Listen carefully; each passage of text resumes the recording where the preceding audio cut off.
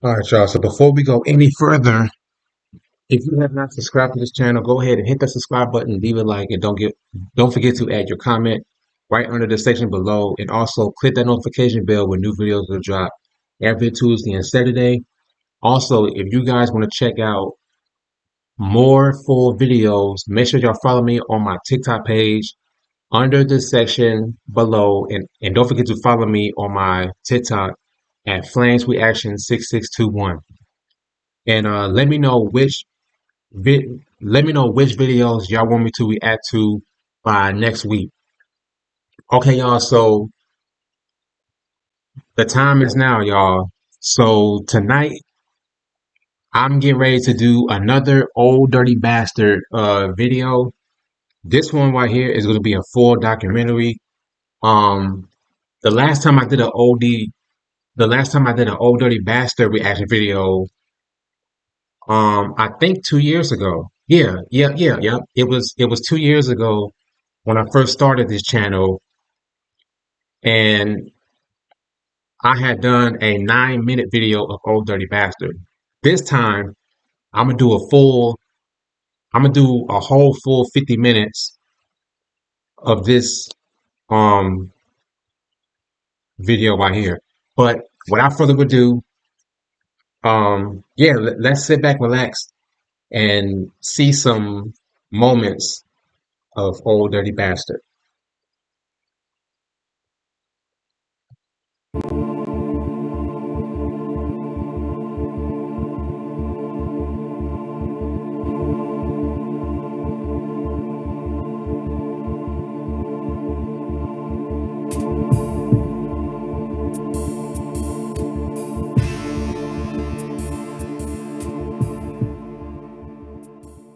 Let me say this before I go any further, right?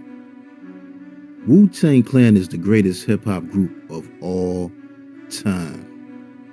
RZA, Jizza, Old Dirty Bastard, Inspector Deck, Raekwon the Chef, U-God, Ghostface Killer, and the Method Man. Can't forget Master Killer, Capadonna, Sons of Man, Shaheem, Deadly Venom, Killer Army, Black Knights of the North Star, Royal Family, Wu Syndicate. The list goes on. The Wu, man, the Wu was like the Beatles. Look, Hot 97 tried to ban their music from New York radio, right? It didn't even matter because they had a big fan base worldwide. They had a bunch of white fans from overseas that was buying their music. A cult following. That was the first time I realized too, man, that white people and other races love street hip hop music like that. And they went on tour with the rock group, look, Rage Against the Machines. So that let y'all know everybody loved the Wu. But when it comes to the Wu, the first one that comes to mind is Old Dirty Bastard. There will never, ever be another rapper like him in the hip hop history. You hear me? Never. He was a real rock star. No one has come close to imitating his style. The drunken master. You know, most people describe him as the loose cannon, the wild card of the group Wu-Tang. But believe it or not, the man, Old Dirty Bastard, was very intelligent. Even though he, like I said, he's known as the most outrageous member of the Wu-Tang Clan, but a lot of people describe him as one of the kindest and most generous souls on earth. In almost every interview he did, he was kicking knowledge. If you paid very close attention to him, he was kicking knowledge, man. Dirty was smart. Brother Jay from the group X Clan said Dirty dumbed down his style when he joined the Wu-Tang Clan. Wow. Dirty. So many names, man. Dirty, Dirt Dog, Dirt McGirt, Big Baby Jesus, A-Sun Unique, who Osiris, Old Dirty. Look, Old Dirty Bastard, that name stood for there's no father to his style. His fashion was crazy. Dirty would wear glasses with no lens in it or one lens in it, gold teeth braids, straight hood cat. Wasn't afraid to speak his mind. The man said he got burnt by gonorrhea twice with no shame. Wow. Dirty have you dying laughing too, man, because he just didn't care. He didn't like to be told what to do. But just the way he went out though, man, so tragic, man. And he was so young. I wonder sometimes too, man, if he was still alive today, what would Dirty be doing, man, if he had access to social media? Dirty is wild. But there would never be another ODB in this world, man. And and me being a big dedicated Wu-Tang fan, man, I truly miss the guy, man, for real. Such a Wu-Tang fan, man. Miss that guy, man. Let's get to the story though, right? Now, Old Dirty Bastard, right, whose real name is Russell Jones, was born November 15th, 1968 in Brooklyn, New York. Now, growing up, he was one of 6 children, 3 boys and 3 girls, born to his parents, Cherry and William R. Jones. And Dirty's nickname was Rusty. That's what everybody called him. They called him Rusty. Papa Wu, right? He said they called him Rusty because he used to stay so dirty all the time, because he just didn't care about taking a bath for nothing. He was just a bad kid, always getting whippings and stuff. But, early in his childhood, it was pretty good for Dirty, though. His mom worked as a police dispatcher. His father worked for the transit authority. And him and his family used to always just party and have a good time singing and stuff. His mom, she used to sing too. She was a singer one time, man. She played different instruments. Matter of fact, his whole family was musically talented. His older brother, Ramsey, is still a musician to this day. Y'all can check his music out. But when Dirty was about 11 years old now, his mother said in an interview that he was actually offered a record deal. Dirty had lied to the label and told him he was 17 years old, but his mom, she made him turn it down because she felt he was just too young at that time and she wanted him to focus on school. But Dirty, he didn't really get along with school. Dirty got kicked out a lot of schools, they say. He ain't like school at all.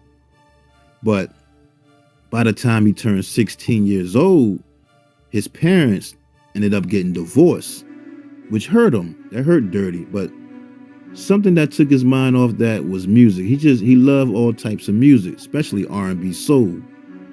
And when hip hop music came to play, he was there from the beginning, when hip hop in the early stages, when it started.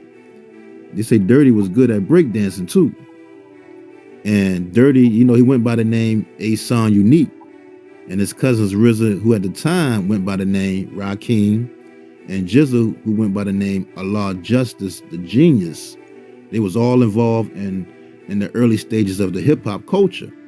And they had formed a group called FOI, which stood for Force of the Imperial Masters. And they had did a song called All In Together Now, which got so popular in the neighborhood that people started calling them the All In Together Now crew. So they just stuck with that name, man. And Dirty was like the beatboxer and the performer of the group.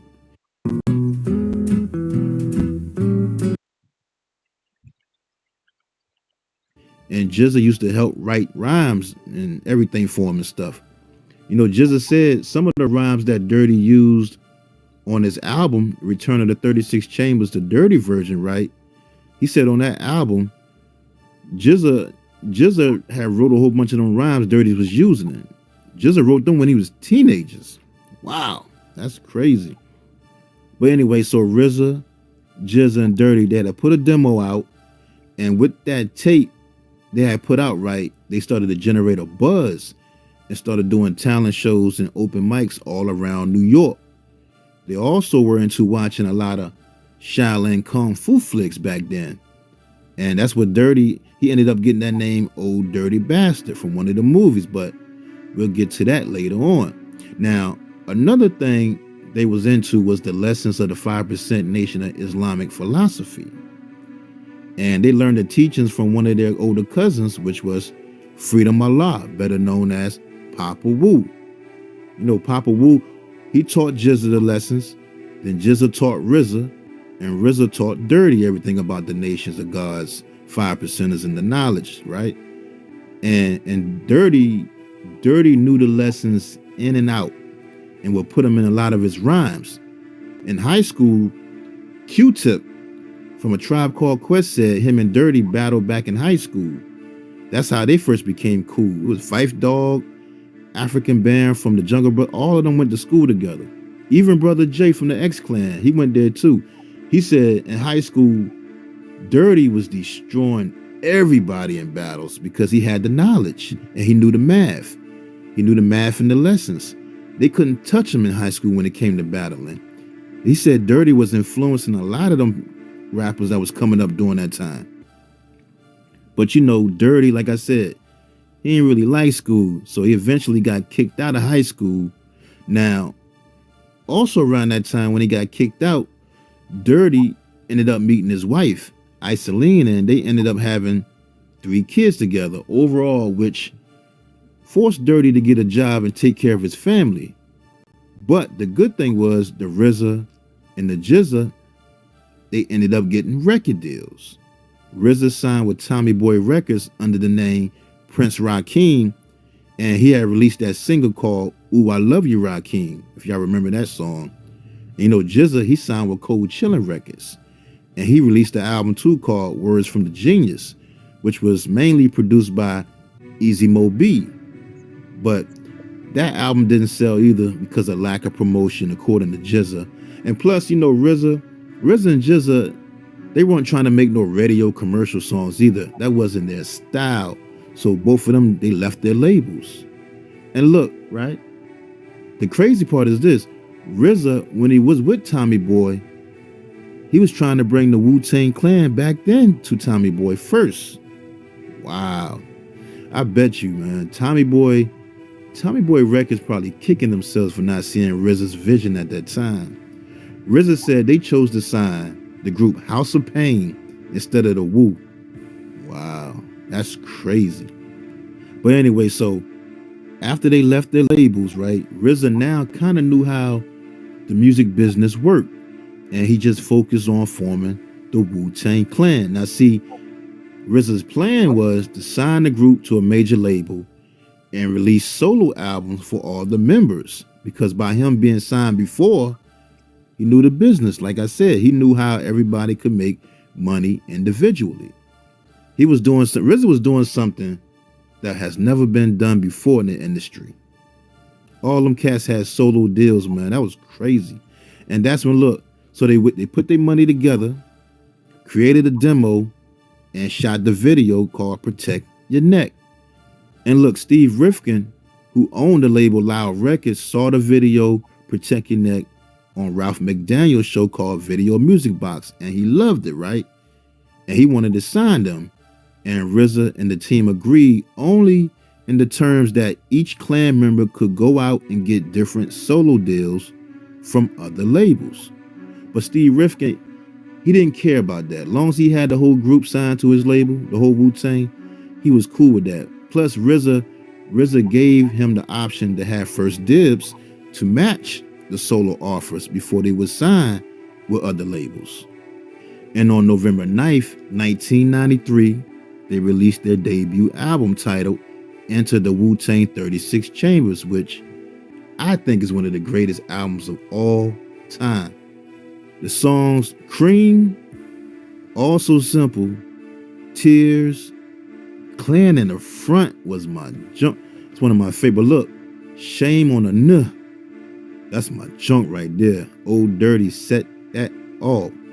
But look, but the album ended up going platinum and set the tone for the East Coast too. They set a trend with that underground, street grimy, Timberlands, drug dealer type of music. They opened the doors for rappers like Nas, Biggie, Mobb Deep, and so on. Because at the time, the East Coast needed something, because I think Dre and Snoop had the West Coast on fire. They was tearing up. They was tearing up stuff back then. And look, the album, right, the Enter the Wu-Tang 36 Chambers was ranked 27th on Rolling Stone's list of 500 greatest albums of all time. And MTV, they declared it among the greatest hip hop albums of all time too.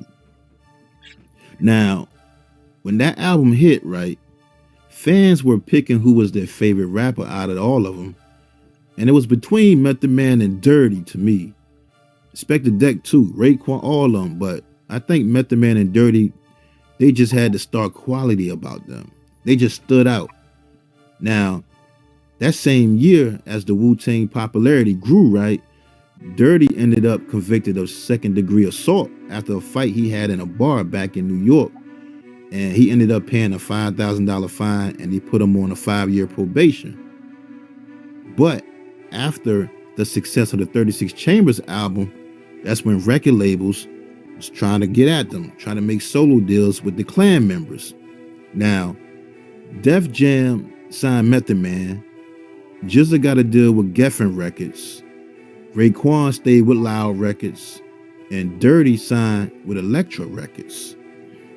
Now see, Dante Ross was an A&R for Tommy Boy Records and Elektra Records. And he's responsible for signing a lot of big name artists. Y'all probably know like De La Soul, Busta Rhymes, Missy Elliott, MF Doom, Digital Underground, Brand Nubian, Pete Rock and CL Smooth, and the list goes on. And Elektra Records was ran by Sylvia Rhone at that time, and Dante Ross was the A&R. Now he had heard Wu-Tang Clan freestyling on the radio, and he wanted to sign Dirty and Method Man as a duo. That was his favorite too. After hearing them freestyle on the radio, he told RZA he wanted to sign Method Man and Dirty as a duo on some Run DMC, EPMD type of stuff, right? But RZA wasn't really feeling that plan, and he just gave him Dirty as a solo artist. Now working on his debut album for Elektra Records, Dante Ross was now responsible for Dirty. And he said recording that album was wild, and Old Dirty Bastard was the craziest person he ever worked with in his life. He said one time, look, Dante Ross said one time, Chris Lighty and LL Cool J wanted Dirty featured on a song for LL Cool J, right? So they set up the studio time, and when Dirty gets there, Dirty, he just playing around, he's wasting time, not laying his verse down, and him and Chris Lighty get into it. That's when Dirty said F LL and took the LL Cool J album platinum plaque off the wall, threw it on the ground, and peed on it. Wow. Dirty was off the chain around that time, man. They said Dirty would run up on stage and just snatch the mic from anybody. They say he snatched the mic from groups like The Roots. He snatched the mic from Biggie. I heard Capadonna tell that story. Snatched the mic from the Lost Boys, Dougie Fresh. And they say him and the rapper Akinelli was on stage fighting one time over the mic. Wow, that's crazy. Dirty was always fighting too. Fredro Starr from the group Onyx, he had told a story too about an altercation they had in the club or something. But Buddha Monk, right? Now, Buddha Monk was Dirty's right-hand man, right? In Buddha Monk's book called The Dirty Version, he said one time at a show, Dirty pulled out a gun and started shooting in the air to calm the crowd down because it was getting too rowdy. Should I say where my Sally tonight? Dirty was wild, man. But anyway, look, also, Dirty started building his own rap crew too. It was called the Brooklyn Zoo. He was seeing how RZA was doing and bringing in the whole Wu-Tang. So Dirty wanted to bring his own crew from Brooklyn. Everybody thought Dirty's from Staten Island, but he was from Brooklyn. He wanted to put his own crew on the road with him everywhere he went. Then he ended up getting shot. Dirty ended up getting shot while out in Brooklyn.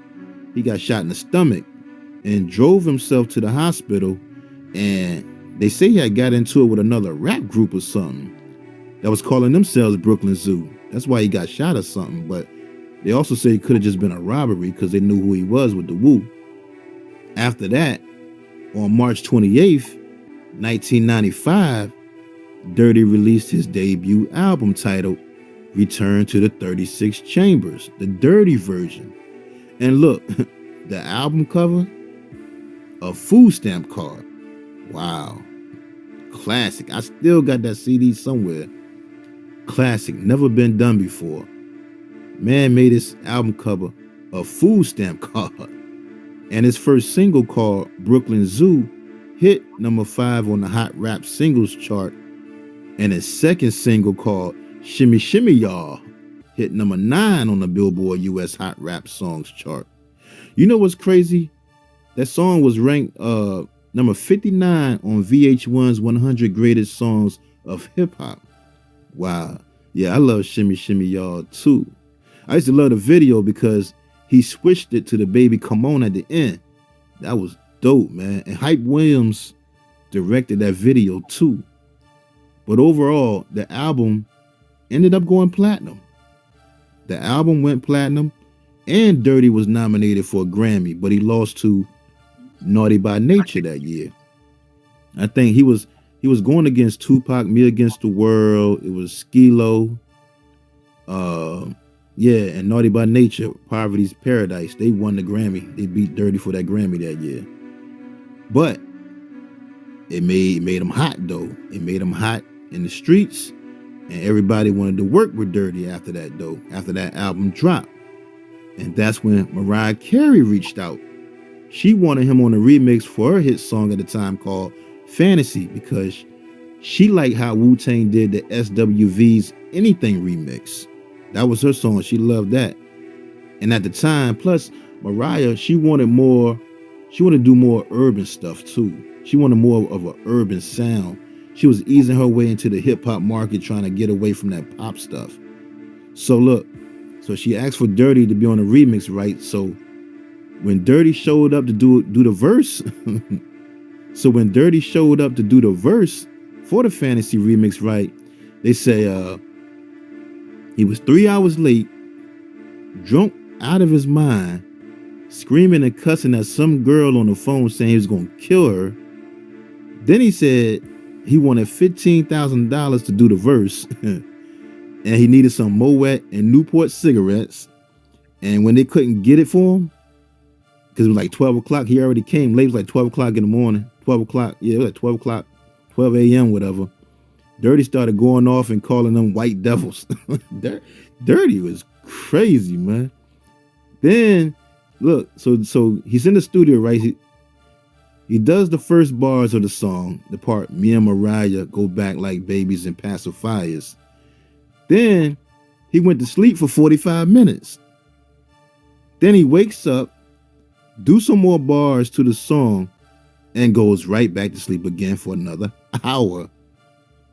Then Dirty wakes up again, do some more bars, and goes back to sleep again. Dirty was off the chain, man. Dirty was wild.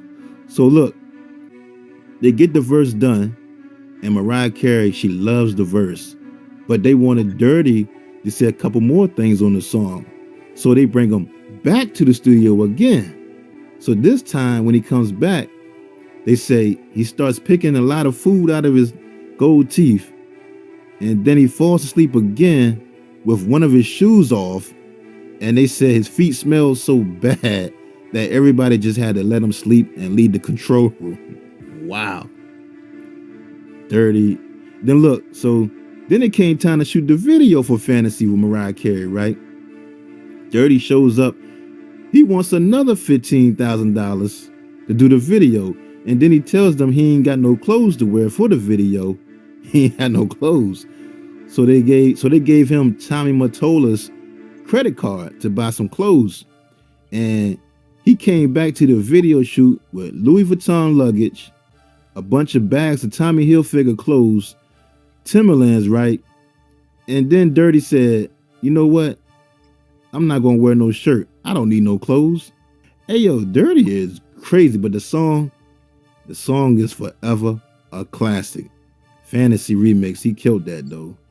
And once he did that with Mariah Carey, the whole world started to know who Dirty was. and the more money started rolling in. And Dirty is a generous guy too, man. He didn't care about no money. He took care of his family, brought his parents a house, would give kids in the neighborhood money and everything. But with that kind of fame though, and money, he got more into the drugs though, like cocaine and smoking crack. And a lot of people close to him said he did drugs really to escape the life of being famous in the industry. He didn't want to be told what to do. He didn't want to be controlled by nobody. He wasn't nobody's robot, put it that way. But see, right after that, Dirty Man had some more controversy. He got into some more controversy that really put a lot of eyes on him, which was going on MTV to pick up some food stamps.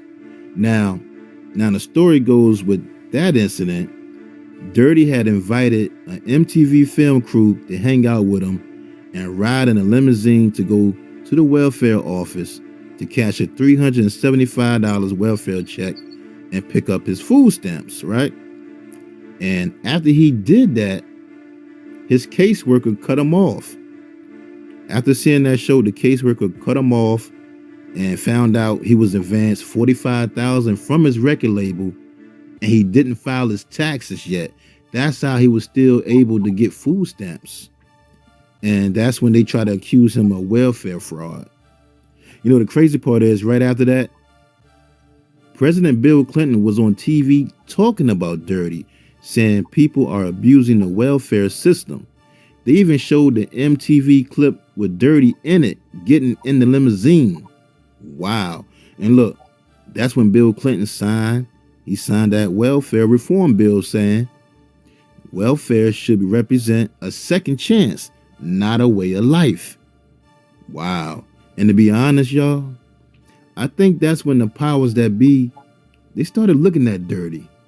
I think the government eyes were on him after that. I think that MTV clip had people wanting to know who he was. Because look, check this out, right? Wu-Tang did a song called Diesel. It was on a Soul in the Hole movie soundtrack. I don't know if y'all remember that Soul in the Hole documentary about basketball, but Wu-Tang had a song on the soundtrack called Diesel. And on that song, it was kind of disturbing what Dirty was saying. But as a fan, I just thought he was just being his normal self, man. But now when I listen to it, he was telling the truth. On the song Diesel, right? Dirty rapped the lyrics, "To the president, you say I'm on welfare fraud. You effing right. Let's burn this dark house white." Aspen Dental is on a mission to help people smile again. From cleanings and fillings.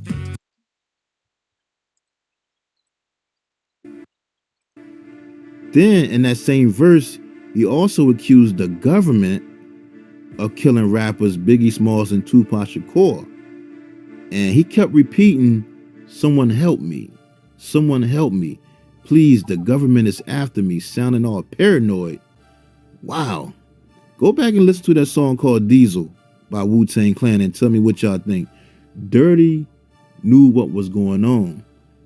Plus, that was the first time I ever heard that conspiracy about Tupac and Biggie too. Back in '97, when that song came out.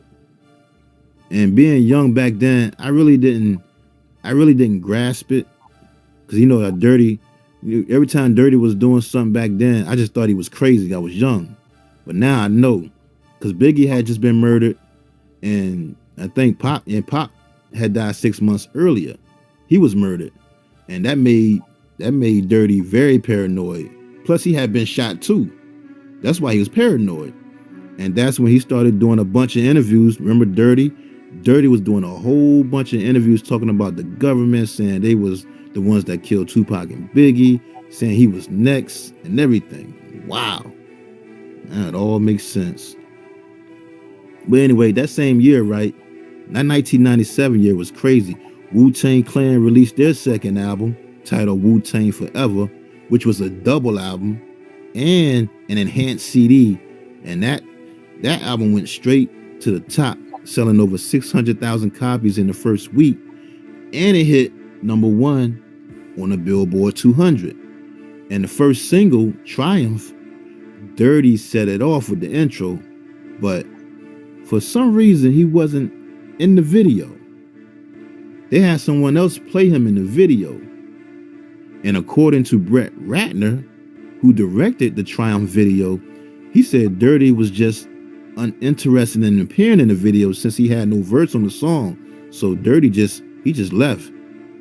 I always wonder why he wasn't in that video. That's crazy too. But the song on that double album, man, Dirty had the song called Dog-ish on that Woo Forever album. One of my favorite songs on that album too. And the song Reunited. I love that song too. But you know, that album earned him a Grammy Award nomination for Best Rap Album at the 40th Annual Grammy Awards, but they ended up losing to Puff Daddy and the Family album titled No Way Out. Now, when it comes to the Grammys, you know, Dirty was at the awards and he wasn't too happy about them losing to Puffy. But before I get into that whole Grammy Awards incident, right, before I go there, I got to talk about Dirty saving a 4-year-old little girl life the day before. Now, that story goes, right, just one day before the Grammys, Dirty was at Papa Woo's studio with his cousin 12 o'clock. And right outside the studio, right, they had witnessed a car accident where a little 4-year-old girl was trapped underneath a burning car.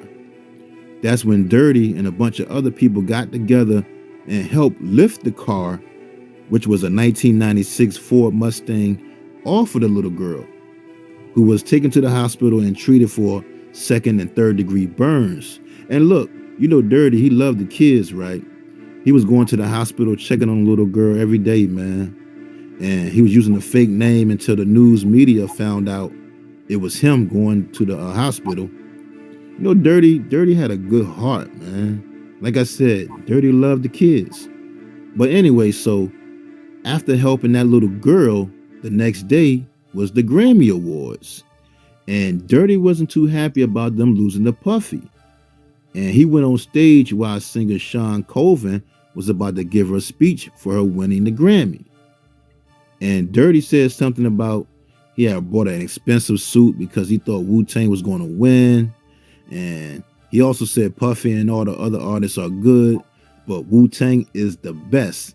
And Wu-Tang is for the kids and the children. They teach the children. Wow. And you know what's crazy though? Dirty and the whole Wu-Tang clan knew that they weren't going to win the Grammy that day. They knew ahead of time because Steve Rifkin had already gotten word about it. And they told Dirty, why you even going? Why you even bother going, man? You're not going to win. They already knew who was going to win. And you know, Dirty went anyway. He didn't even care. He was going to say what he had to say on national TV. Dirty was wild. And look, you know what's crazy? Puff, like I said, he won the Grammy, and then he named this next album Forever. Wow. Just like the Wu-Tang Forever. Puff named his next album Forever. But anyway, after that, right, Dirty then made the announcement on the Vibe show, which was hosted by Sinbad, the comedian at the time, right? He said he was changing his name from ODB and Osiris to Big Baby Jesus.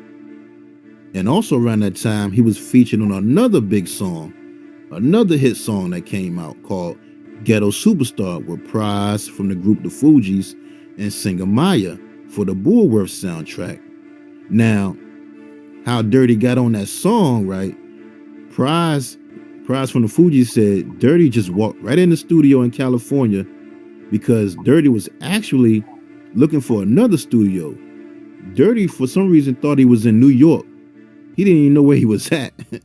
So you know, Prize, he just let Dirty jump on the beat because Dirty said he liked it. And the song ended up going #1 all across overseas. And it was nominated for a Grammy. But then Dirty was arrested for failure to pay child support for his 3 kids with his wife, Iseline. But those charges was later dropped after he signed an agreement saying that he would pay $35,000 in back child support and that he would provide full health insurance for his children. He also pled guilty to attempted assault on his wife, Iseline, too. And right after that, Dirty ended up getting shot in a home invasion robbery at his cousin's house. Now, the story goes with that incident, right? They say around about 5:30 p.m., Dirty was at an apartment in Brownsville when all of a sudden, two men busted in with guns and they had got into it, started tussling. Dirty tried to grab the gun or whatever, and they robbed him for his money and his jewelry. And he was shot in the back, and the bullet came through his left arm. Wow. And look, Dirty drove himself to the hospital and was listed in stable condition. And he ended up leaving the hospital early without the doctor's approval. Dirty just left without even checking out, man. Dirty didn't care. They say Dirty just got right out the bed, started getting all his things together, walked right out of the emergency room, hopped in his van and drove off. Wow. And you know what? I remember that too, because they were saying during that time that there were a lot of high profile robberies on celebrities around that time by some gang or something, because Buster had got robbed a couple times. Buster Rhymes got robbed, and somebody had robbed Foxy Brown's mother too, or something like that. Taste. And then look, just 3 days later, after that, from being shot, he was arrested for stealing a pair of shoes from Sneaker Stadium in Virginia Beach, Virginia, even though he had about $500 in his pocket at the time. But they had him on camera removing the sneakers from the box. He put the shoes on his feet and walked right out the store. And that's when the security officer stopped him outside the store, and he was taken into custody and charged with petty larceny. Then he was arrested for allegedly threatening 3 people at the House of Blues. He was charged with making terrorist threats. Then he was arrested just 2 months later for allegedly threatening his ex-girlfriend in Compton. Then he was stopped by police in Hollywood for a traffic violation, and he didn't even have no driver license. Plus, the police noticed that he was wearing a bulletproof vest, which was illegal for convicted felons. You know what's crazy about that charge, right? Dirty became the first citizen arrested under a new California law that made wearing a bulletproof vest illegal for convicted felons. Wow. Then on January 14th, 1999, Dirty was accused of having a gun and shooting at police officers after they pulled him over for driving erratically with his headlights off. Look, the 2 cops ended up firing 8 shots at him. They fired 8 shots at him and his cousin in his Tahoe. He was with his cousin, 62nd Assassin from the group Sons of Man. But he beat that case though. He beat that case because those cops, they lied. They tried to say Dirty had a gun and fired shots at them. Dirty just had a cell phone in his hand. Plus he was on the phone with his mother telling her what the cops was doing at that moment. So he beat that case. And look, around that time now, Dirty kept telling people the CIA and the FBI was following him and they had a hit out on him. But people just thought he was just being paranoid and crazy. Now, he was about to sue. Dirty was going to sue the police department, but he thought if he did that, that would probably make things worse for him and his family, so he let it go. And you know what? Come to find out, the FBI was trying to get the whole Wu-Tang Clan on a RICO case. Wow, that's crazy. Plus, Dirty was thinking that there was a conspiracy against rappers too, because around that time, Freaky Ty had got murdered and Big L had gotten killed too, which made him even more paranoid. Now, after that, he was arrested again for running a red light. And when police searched his car, they found 20 bags of crack. Then on September 14th, 1999, he finally released his second album. I was waiting on that album too, man, for the longest time. You know, he released that second album titled Nigga Please, which debuted at number 10 on the Billboard 200 and number 2 on the top R&B hip hop albums chart. And that album went certified gold. That album took about 4 years to record because all the legal troubles and the legal stuff he was going through, man. Now, at first, he was supposed to name the album God Made Dirt and Dirt Don't Hurt. And then he changed it to The Black Man is God, White Man is the Devil. But I guess he just settled on the title Nigga Please. And you know what? That album, though, wasn't like the first album, the 36 Chambers Dirty version. But I love the single he had called Got Your Money featuring R&B singer Khalees. That was a big hit on the radio, especially overseas was real big too. Pharrell from the Neptunes did that song. But with all the legal troubles he was facing around that time, Dirty ended up getting 3 years probation and 1 year in an impact house, which was a residential drug rehab facility in Pasadena, California.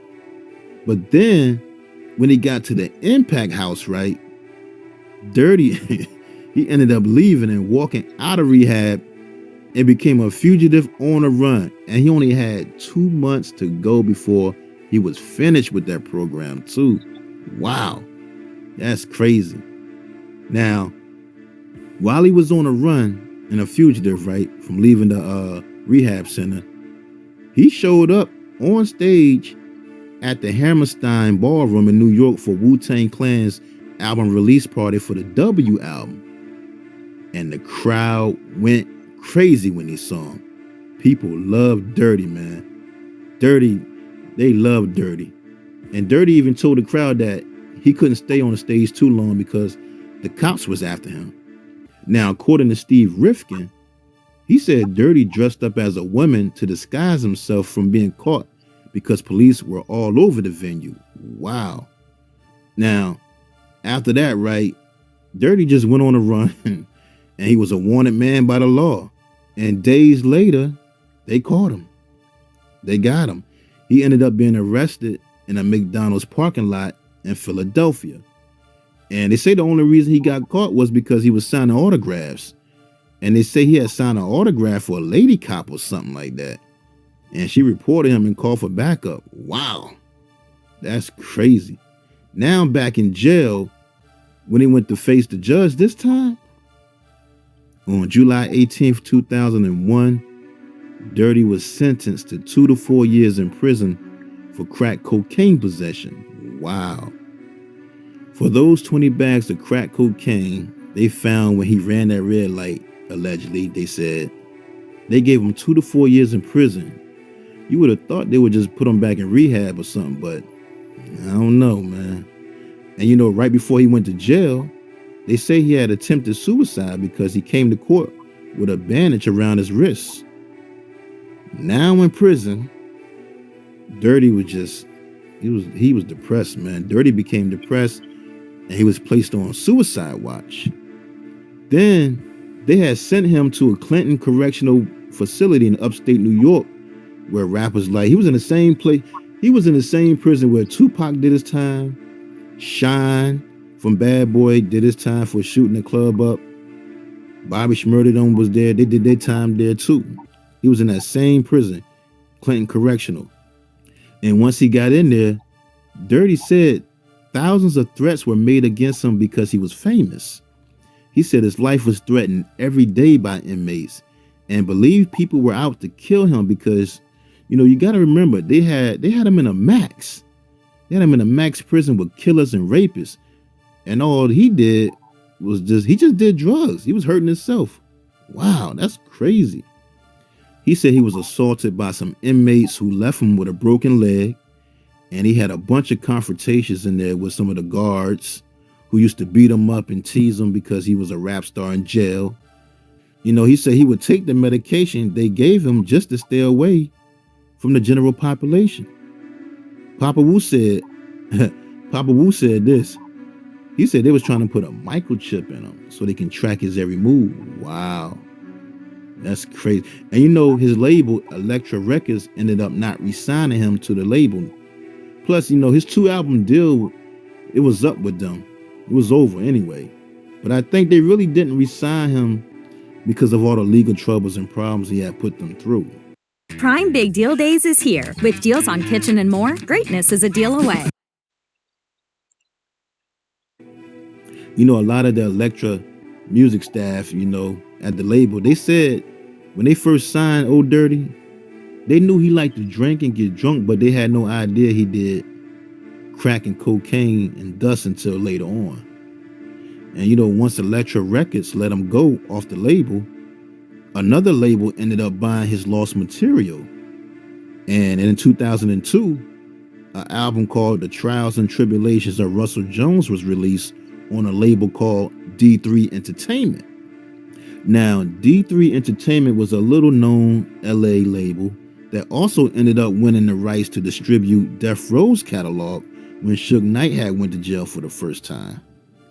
But, you know, Dirty wasn't doing good in prison, man. And he stated that no one from the Wu came to visit him except Method Man and RZA. He said they came one time to see him, but I do remember Wu-Tang Clan members saying they did a show at Rikers Island when Dirty was locked up there the first time, though. They said they did a show there when Dirty was at Rikers Island, but in prison, Dirty said no one really came to see him but Meth and RZA. But Dirty was going through it, though, man. Then they sent him to a psychiatric hospital, and they tried to say he was diagnosed with schizophrenic. He was a schizophrenic. And according to Papa Wu, he said Dirty set himself on fire just to get sent to that mental hospital, just to get away from that prison because they was treating him so bad in there. Wow, that's crazy. And on May 1st, 2003, Dirty was released from prison. And on his first day out, he did a New York press conference. Mariah Carey was there. Dame Dash was there to announce his signing to Rockefeller Records. And he also changed his name again. He changed it to Dirt McGirt. And they say Dame Dash gave him $1 million deal. Wow, that's crazy. Now, VH1 also did a special documentary on him called Inside Out, Old Dirty Bastard on Parole, as they follow him on his journey to clean up his act, and he was getting his life back on track as he starts recording his comeback album titled A Song Unique. And his manager at the time was a guy named Jared Weisfeld, who actually started his career as a production assistant for VH1. He was the one who pitched and sold the Dirty reality show to VH1. And you know, by that time, all the Wu members had left Wu-Tang Productions management. And Dirty wanted to be off of it too. But RZA really didn't want to let him go out of his contract when he came home, because he felt he had big plans for Old Dirty Bastard when he got home. He had plans for his cousin Dirty. Dirty's cousins, RZA and Divine, said they wanted to help him get his mind right mentally, get back in shape, get him healthy, and just get him back fit for society again, because they can tell something was just wrong with him. Something was off about Dirty when he came home.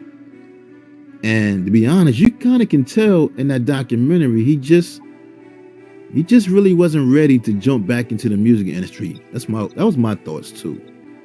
He should have just took some time to himself to get his mind right. And you know, Dirty said on the VH1 special that the only hard part about being out of jail was just staying away from the drugs now, because the drugs used to help his creativity. And without the drugs, life to him was just too boring. Wow, that's sad, man, to say that. He said life was just too boring to him without the drugs. That's crazy. Now, when he got out of prison, he moved right in with his mom, because that way he can stay out of trouble and she can kind of keep an eye on him. But then he moved out of his mom's house and got his own place. And before you know it, he went back to using drugs again. Now, on July 17th, 2004, Dirty reunited and performed at the Rock the Bells with the rest of the Wu-Tang Clan, which would be his last performance with them. And they say that performance, Dirty was high on drugs then, and they had to beg him to come out. He was in his hotel room. He didn't want to come out to the show because he was in the room getting high.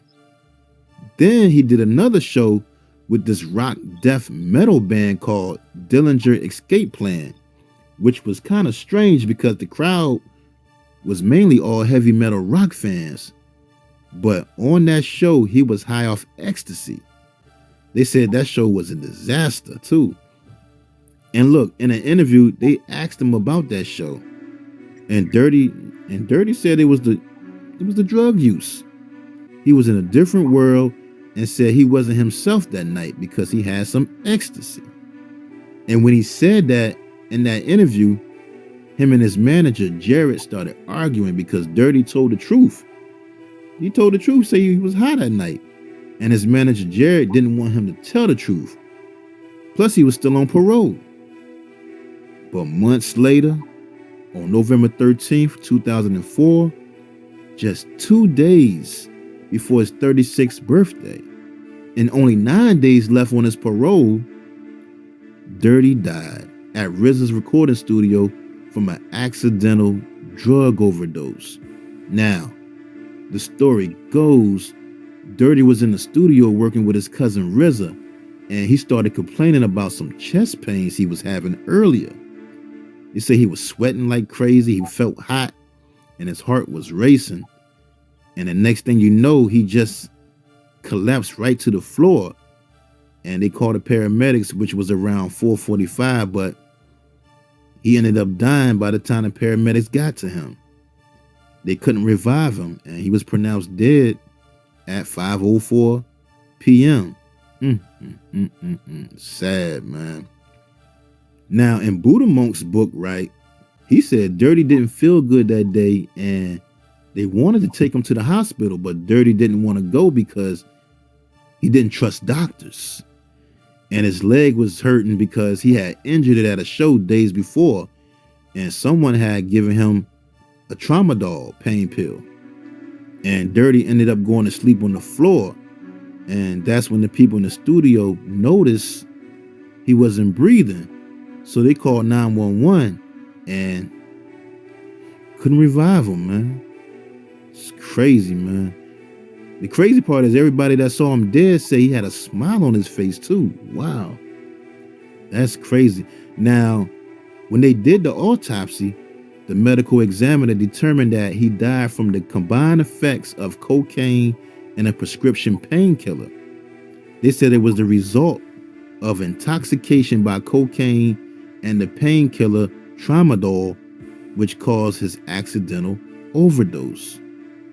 You know what's crazy, right? His son, YDB, said he was there that day and he actually watched Dirty get high.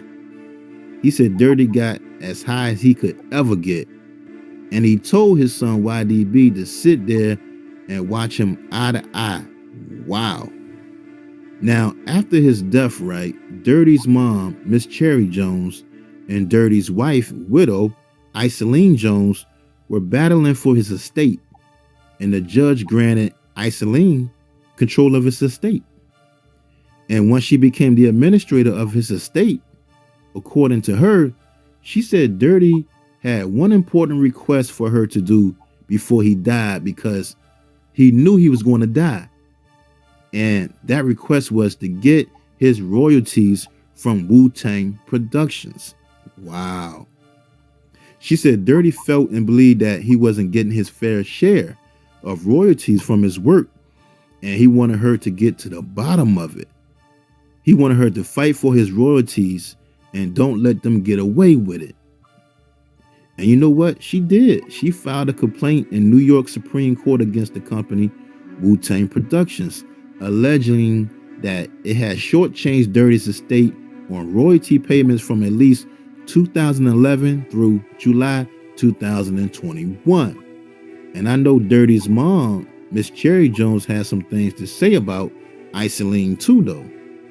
She said she was upset that Dirty's other kids are not being taken care of properly. And she's outraged that it appears Isolene has been diverting money away from the other children and taking out personal loans against the state assets. Wow. Step into Wix Studio and turn your blank canvas into. You know, they say Dirty fathered over 13 kids, but then some say he really only have 7 kids. I don't know. You know, in 2013, we got to see Dirty perform again. He performed as a hologram-like image at Coachella, which was dope.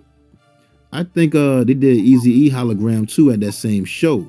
You know, Dirty's wife, Isolene Jones, she filed a cease and desist order against the Rock the Bells because nobody reached out to her because she's the one who controls his estate and make the decisions. But they was, see, you know, Rock the Bells was dealing with Dirty's mom, Miss Cherry Jones, at the Coachella show.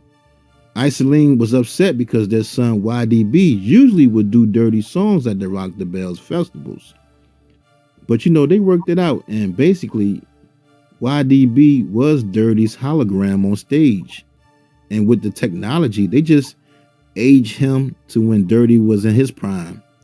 Technology, man, is crazy, man. I'm telling you.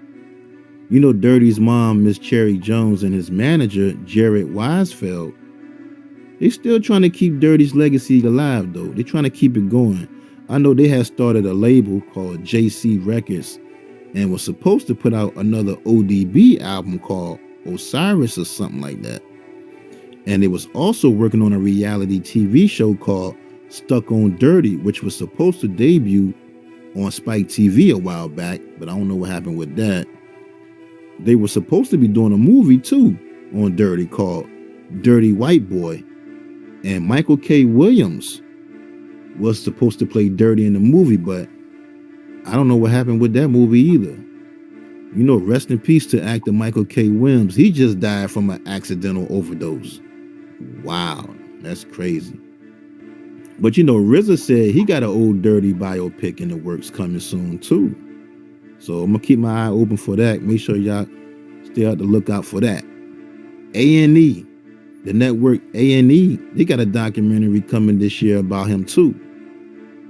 And you know that last and final album that Dirty had did for Rockefeller Records called A-Song Unique. It's all available now, all on digital platforms. So make sure y'all go and support that and stream it when y'all can. You know, I love that Wu series too. I'm a Wu head, man.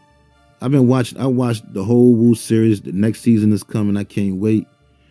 You know the Wu series called American Saga. The guy who plays Dirty, his name is TJ Adams. I think he's a brilliant actor. He's doing a very good job to me. He said in an interview, right? TJ Adams in an interview said he studied some of Dirty's old video footage and he studied Dirty's son, Young Dirty Bastard, because he is the closest thing to ODB in real life and his mannerism. Plus, he talked to Dirty's mom, Miss Cherry Jones, to get a lot of info. But I don't think Dirty's wife and kids like the way that they're portraying Dirty in that series. They feel like they're making Dirty seem like he was a clown or something. He's goofy or something. You know, it's much more to Dirty than that. The man was smart, man. Very intelligent man. I always thought, anyway, his son, YDB, was going to play him in the series. That's what I thought, but politics, and you know how I go. And make sure y'all check out Buddha Monk's book called The Dirty Version. That book is excellent because he was right there every step Dirty made. That was Dirty's right-hand man. U-God from the Wu-Tang got a book titled Raw. Great book. Raekwon got his book out called Staircase to Stage. Another great book. I done read these books about 3 or 4 times, man. I'm a Wu fan, man, all the way. I done read these books so many times. RZA got a book too. And you know what? Rest in peace to 12 O'Clock and Murdoch, who were Dirty's blood cousins. And it was part of his rap group Brooklyn Zoo. They was both murdered in Portland last year. That's crazy. Papa Wu passed away back in 2019. Rest in peace to Papa Wu. And you know, for more funny and crazy stories about Dirty, just go to YouTube and type it in. Everybody got an ODB story. It will have you dying laughing, man. Man, 35 years old, man. Just 2 days before his 36th birthday. 36 chambers, 36. Ain't that crazy?